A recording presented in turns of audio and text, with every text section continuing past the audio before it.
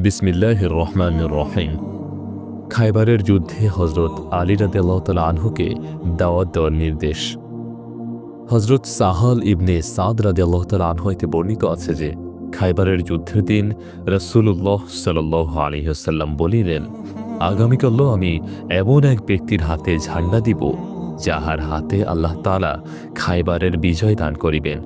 সে ব্যক্তি আল্লাহ ও তাহার রাসূলকে ভালোবাসে এবং আল্লাহ ও তাহার রাসূলও তাহাকে ভালোবাসেন।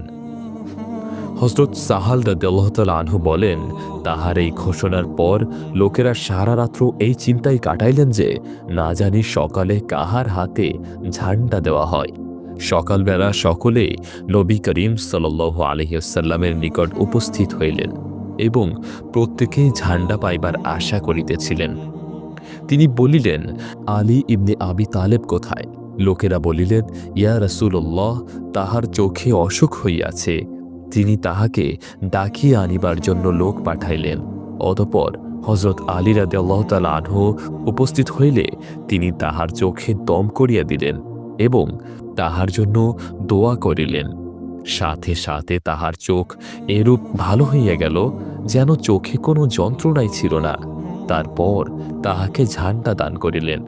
এরপর আলী রাদিয়াল্লাহু তাআলা আনহু বলিলেন, ইয়া রাসূলুল্লাহ, তাহারা আমাদের ন্যায় মুসলমান না হওয়া পর্যন্ত আমি কি তাহাদের সহিত যুদ্ধ করিতে থাকিব? রাসূলুল্লাহ সাল্লাল্লাহু আলাইহি ওয়াসাল্লাম বলিলেন, শান্তভাবে অগ্রসর হও। যখন তাহাদের সম্মুখে ময়দানে পৌঁছিবে, তখন প্রথম তাহাদিগকে ইসলামের দাওয়াত দিবে এবং তাহাদের উপর আল্লাহর অজীব হক সম্পর্কে তাহাদিগকে অবহিত করিবে। খোদার কসম, তোমার দ্বারা আল্লাহ তাআলা যদি একজনকেও হেদায়েত দান করেন, তবে ইহা তোমার জন্য লাল বর্ণের উষ্ট্রপাল পাওয়া অপেক্ষা উত্তম। মুসলিম। আজকে এতটুকুই পাঠ করিলাম। সাহাবী রাদিয়াল্লাহু তাআলা আনহুম আজমাইনদের জীবনী সম্বলিত বহু ভাষায় অনুদিত বিখ্যাত গ্রন্থ হায়াতুস সাহাবায়ের প্রথম খণ্ড এবং পৃষ্ঠা নম্বর ৭১ থেকে।